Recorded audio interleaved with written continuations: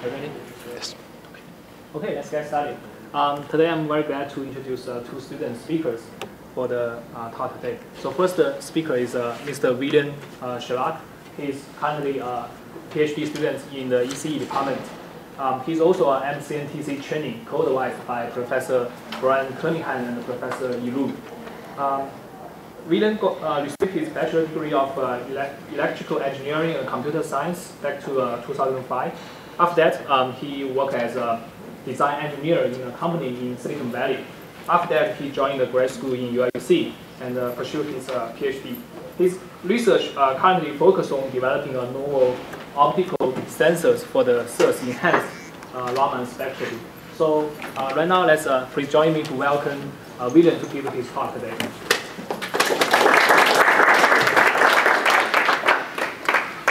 Thank you very much. Hello, and thank you for attending today's seminar. Today I'll be talking to you about my recent work in improving the sensitivity of nanotextured SERS sensors by improving their wetting properties. Before I get into the details of surface wetting, I wanted to give some spend a few minutes to outline the goals of my project at large, as well as introduce the sensor technology that I use, so you would have a better appreciation for the importance of surface wetting. The main goal of my project is to develop a practical biosensor for early detection of cancer. The cancer biomarker recognition is going to be done using DNA aptamers, and the signal enhancement is going to be performed using surface-enhanced Raman spectroscopy. Now, in order for the biosensor to be successful and practical, it has to satisfy a number of requirements that are stated here on the slide. It has to have a low limit of detection, it has to have high specificity and selectivity, as well as satisfy a number of requirements related to the ease of manufacture and low cost. A sensor technology that satisfies all those requirements is what's called SERS nanodomes. This is a type of a SERS sensor that has been developed in our research group, and you can see its macroscopic as well as microscopic views on the slide. So what it is what you can see on top is a 4 by 6 inch substrate, which has approximately 50 coupons on them, and those square pattern areas under the SEM look like these circles, these densely packed areas of nanodomes, actually, and this is the top view of them. The reason this is an interesting structure is because it is capable of focusing and greatly enhancing incident electromagnetic radiation on their surface, and focusing that radiation in particular areas between adjacent nanostructures. For those of you unfamiliar with Raman scattering and Raman spectroscopy, Raman scattering is a physical phenomenon which analyzes the vibrational modes of molecules by studying how light scatters from them. And in Raman scattering, some of the light couples into the vibrational modes of analyte, so that the light that is being collected, some of it has less energy than the incident light. Now, since vibrational modes of molecule are determined by its chemical structure, when you look at the spectrum of the collected light and you see multiple peaks of different amplitudes, this information can be interpreted as different bonds within the molecule. And since many molecules have distinct chemical structures, many of them have distinct characteristic spectra. One problem with this approach and with Raman spectroscopy in general is that this is a very weak phenomenon, affecting 1 out of 10 million photons on average. However, it can be greatly enhanced using localized surface plasmons, and this is why I'm using the nanodome sensors, because those regions of enhancement between adjacent domes are the localized surface plasmons. And the enhancement that is produced by those substrates scales with the 4th order of magnitude of the incident electric field. So overall, we're able to get the enhancement in the range of 10 to the 7 of the phenomenon. The substrate fabrication is conceptually fairly simple. We start with a silicon master wafer, deposit UV curable liquid polymer on the surface, place a plastic sheet on top, and expose it to UV light. Then we release the structure and invert it, resulting in a square array of circular pillars. Then we evaporate the film of silicon dioxide, which acts as a spacer, followed by a layer of gold or silver, which act as a medium that supports the surface plasmons. This is a fabricated substrate close-up view, where each of those squares is about 2/3 of a square centimeter, and it can be cut out, since it's on plastic, can be cut out for an individual experiment. This is a close-up view of individual nanodomes as viewed from the top, and you can see that the gaps between adjacent nanodomes are in the order of 20 to 25 nanometers. And the smaller those gaps are, the higher the enhancement is produced by the substrates. Now, some of you might already see where I'm going with this. It is preferred for us to be able to place the analyte into those narrow gaps. And we thought that with this sensor technology and with the aptamers from my collaborators in the chemistry department, we could very easily do the detection.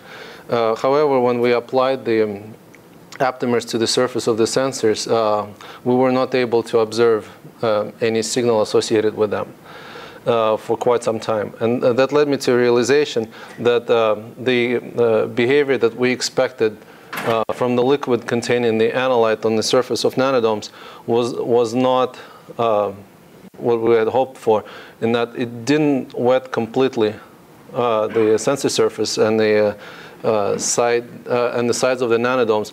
Instead, it balled up on the surface and spanned across the gaps of nanodomes. So the analytes or ligands, they simply did not have access to the areas of high enhancement.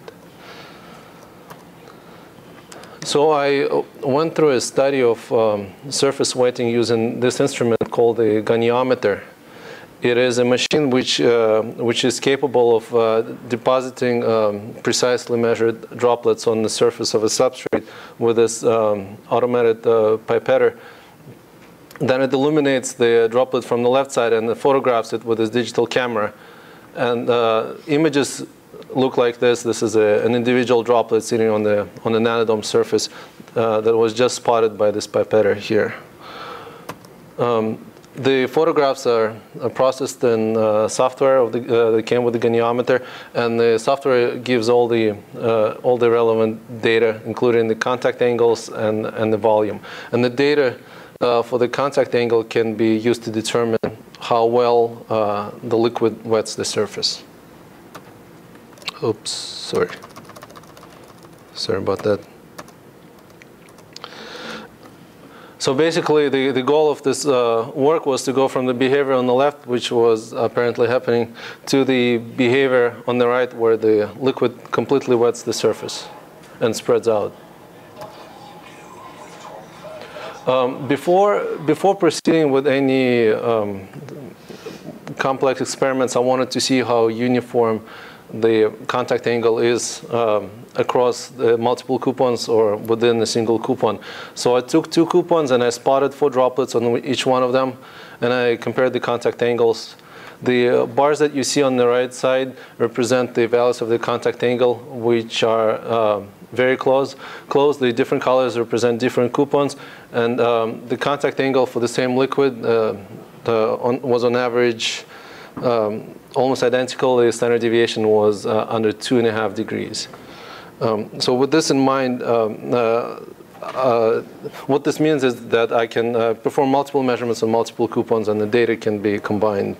And any surface defects or surface variations don't play much of a role into the variation of the contact angle.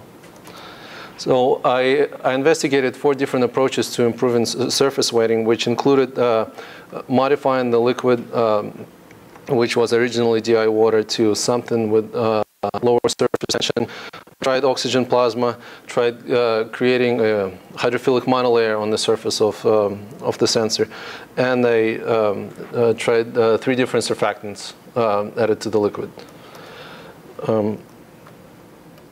Okay. This plot shows the dependence of the contact angle on the concentration of ethanol in the solution. As the amount of ethanol increases, the surface tension of the liquid decreases, and at some point, the behavior of the liquid on the pattern surface, which is shown with blue dots, becomes the same as the behavior of the liquid on the flat surface, which is shown as red dots. So after a certain point, the liquid behaves the same regardless of the surface pattern. And my understanding is that at this point is when the wetting state transition takes place, and when the liquid actually gives access to the analyte to the sidewalls of the nanofeatures. The second approach that I tried, that approach works, but it might not work for all kinds of experiments. For example, we might not want to put cells that excrete biomarkers in highly concentrated ethanol. But for some simple experiments where analytes and ligands don't react adversely to ethanol, that might be a good way. The second approach that I tried was using oxygen plasma, which is a fairly traditional way of rendering the surface more hydrophilic in microfabrication. However, the surface that I'm using has a very thin and delicate layer of gold on the surface, and when it was previously exposed to oxygen plasma at regular recipe parameters, it got damaged very dramatically, as I'll show you on the next slide. So in this approach, I had to carefully adjust the parameters of oxygen plasma by reducing the exposure time and the power. So this is the sort of damage that I'm talking about. After 2 minutes, the nanodomes shown on the left have deteriorated to something that you might call nanolumps, and all the surface plasmon activity has ceased to exist on the surface. And after further exposure, larger scale damage started to appear, where the film of gold started peeling off from the underlying layer. And all those white speckles and wrinkles and fractures appeared on the surface. And the surface appeared visibly charred. So by reducing the power of the oxygen plasma machine to about 50 watts and reducing the exposure time, I was able to expose the nanodomes to about 75 seconds of oxygen plasma without any visible surface damage. And using that the recipe parameters, I performed a serious study of contact angle versus the exposure time. And what I found out was that even as little as 4 seconds was sufficient to impart most of the hydrophilicity on the surface, and the additional time had fairly marginal benefit. So what this means is that for surfaces even more delicate than the sensors that I'm working with, a little amount of oxygen plasma can actually go a long way in improving the contact angle. The third approach was to create a hydrophilic monolayer on the surface of nanodomes. This approach, again, works in some cases, but not others. In particular, it might not help delivering DNA aptamers and attaching them to the surface of the nanodomes. The aptamers are basically the ligands of this sensor, because monolayer will completely passivate the surface, so the ligands will not be able to attach. However, this approach might be helpful for improving hydrophilicity for the delivery of analyte to the ligand at the later stage. So if we use some other way of depositing, delivering the ligands to the surface, whether it's oxygen plasma or higher concentration ethanol, we can then render the surface more hydrophilic by placing this monolayer around the individual aptamers.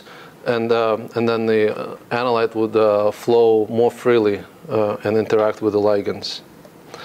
The monolayer that I created was mercaptahexanol, which is a commonly used molecule with DNA aptamers, which, in addition to its hydrophilic properties, is also commonly used to properly orient aptamers on the surface, exposing them to the analyte and promoting the analyte-ligand interaction. So it serves a double purpose in this particular case.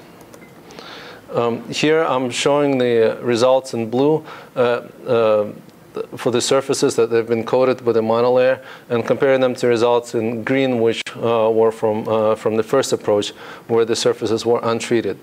I'm plotting the data of I'm plotting the contact angle here against ethanol concentration, and you can see that for the data shown in green, for the untreated surfaces, there is a clear distinction between the squares, which represent pattern surface, and the triangles, which represent the flat surface.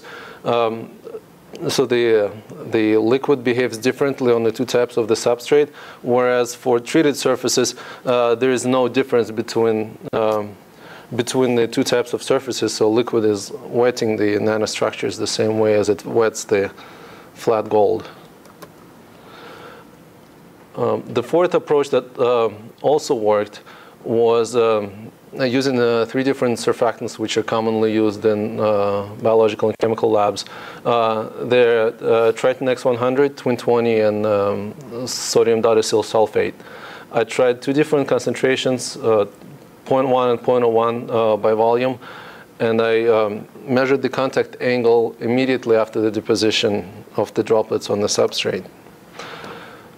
This plot shows the 3 different surfactants shown in those curved lines compared to the 2 blue lines on top, which are, again, taken from the very first approach, the untreated surfaces. And once again, here squares everywhere represent pattern surface, and triangles represent unpatterned surface. The clear winner was Triton 100 at the concentration of 0.1 by volume, 0.1% by volume. And SDS, although it reduced the contact angle somewhat, it did not even cause the transition in the wetting state. And here on this plot, I'm summarizing all the findings from the 4 approaches, plotting them so you can see that the best 3 approaches are probably 45-second oxygen plasma DSCOM, 66% ethanol solution in DI, or 0.1% Triton. Now, depending on details of a particular sensor or a particular experiment, some of those approaches might not be compatible with the experiment. For me personally, for my experiment, I'm proceeding with the option of Triton. For some other people, they might look at this plot and pick whatever works well for them, or pick a combination of multiple approaches. This is all good. This is some data about the contact angle, but how do we know whether that really works or whether that really means anything? So going back to the main goal of my project and how the sensors are to operate, I'm planning to place DNA aptamers on the surface of nanodomes. And I'm actually hoping to do label-free detection of analyte, where instead of using SERS labels, I will be able to detect changes in the conformation of the ligands by looking at the changes in the Raman spectra. So DNA aptamers are known to have weak but distinct SERS spectra. And starting with this simplest aptamer, which is oligoadenosine, a short strand of 25 nucleotides, I'm trying to detect their presence on the surface using the improved wetting protocol, something that we haven't been able to do in the past. Now, oligoadenosine has 2 characteristic peaks at 731 and 1320 inverse centimeters. And here on this plot, I'm showing the SERS spectrum of a sensor before and after an incubation in 1 micromolar solution of oligoadenosine. The two peaks from the previous slide are shown here on the bottom, and I'm trying to match them up to the red spectrum. Now, this peak is fairly obvious here, but this peak requires a little more data processing. So after I did all the noise cancellation and background subtraction and scaling that I normally do, I was able to demonstrate that on this background subtracted plot, I can clearly identify two peaks which are attributed to oligoadenosine. So what this means is that I'm able to detect a mock aptamer on the surface of the sensor. The real aptamers, which have very similar length but a different composition, will probably have a somewhat different spectrum, which was a combination of these characteristic peaks. So going forward, I'm planning to complete the study of the SERS properties of DNA aptamers on nanodome sensors, so that I'll be able to do label-free detection of analytes just by monitoring for changes in SERS spectral coming from the ligands, and hopefully demonstrate the ability to detect the unknown concentration of the biomarker from cancer cell supernatant. With this, I'd like to thank all my collaborators from different departments who have contributed to my work for all the discussions and insight. And I want to thank the MCNTC for funding.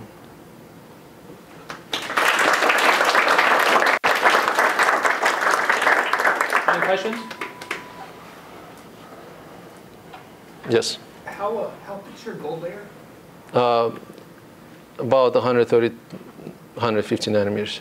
So I think another idea to help your wetting might be to do electro wetting. So if you take these kind of nanoscale roughness, you apply just a even small potential between the surface and just a needle in that drop. I've seen this before. Sometimes the drop will just spread out very rapidly. You won't have to do any modification. You might be able to get them to electro wetting. Okay. Thank you. How stable were the oxygen treated samples? Did it work? Good question. Yeah, the effect of oxygen plasma diminishes with time, diminishes on the order of hours. So the results that I showed were measured immediately after oxygen plasma treatment. I took a single coupon, I treated it, and I just moved it to a different machine in the same room, and I measured the contact angle. I think within hours, definitely within days, all the benefits go away. Now, if there was a lot of, one of the things that oxygen plasma does is it removes surface contaminants. If there was a significant buildup of the contaminants and that got cleared out, then maybe the effect would be slightly longer. But it's one of the fabrication steps which is good for attaching the ligands on the surface. Once you have the first layer of biological material, then oxygen plasma will probably damage it if you try to use it for the next layer. Any other questions?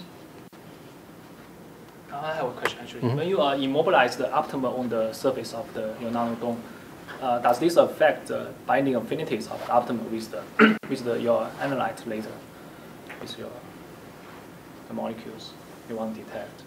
Because you are trying to use the aptamer as a ligand. Right. To detect or binding with some markers of the cancer cells, right? When you immobilize this on the surface, does this affect the binding affinity between the two, aptamer and the molecule? Without binding them to some signal-enhancing structure. I'm not sure how you can detect this binding in the first place. So traditionally, aptamers are bound to nanoparticles. That's for. You're maybe using like spacers, or have you think about that? Spacers. I think they space themselves fairly. Like they spread themselves out, because usually, like actually, when they first bind, they might lay down flat on the surface, and then when you treat them with a create a blocker layer. It makes them stand away from the surface. That's one approach. Another approach is to, during the deposition, mix in some of that blocker, so that there's competitive binding, so it doesn't bind as densely. But basically, I didn't get to that part yet where that became important. I see. Any other questions? What specific aptamer are you using in your experiment? So for this work, I used oligoadenosine, which is it's a mock aptamer. It's not it's not a real aptamer. The real aptamer that we plan to use is in the immediate future, the one that can detect cocaine. It's not really cancer. The biomarker, right? That cancer patients don't excrete cocaine, but would be nice though. They'd pay for their own treatment. But I will hope that by demonstrating this this ability to detect molecules with this technology, we'll be able to get the next round of funding, and then my chemistry collaborators will develop specific aptamers for breast cancer. Yeah, then you should probably take into account some inhibitors for aptamer, which are generally known, so that you avoid them when you do any modification on the surface, because they might affect the next step. Okay. Okay, if no more questions, let's thank our speaker again.